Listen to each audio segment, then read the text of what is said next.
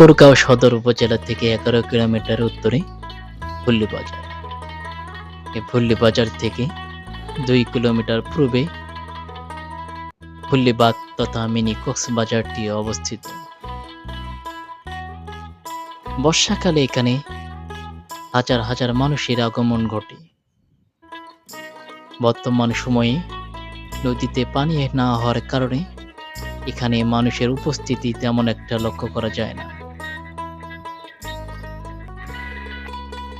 Mini Cox's Bazar অর্থাৎ ভুল্লিবাগটি, এখানে যে ব্রিজটি ছিল সেই ব্রিজ অর্থাৎ সেতু দিয়ে যানবাহন চলাচল না করার জন্য এর পাশে আজ থেকে 1 বছর আগে একটি বড় ব্রিজ নির্মাণ করে।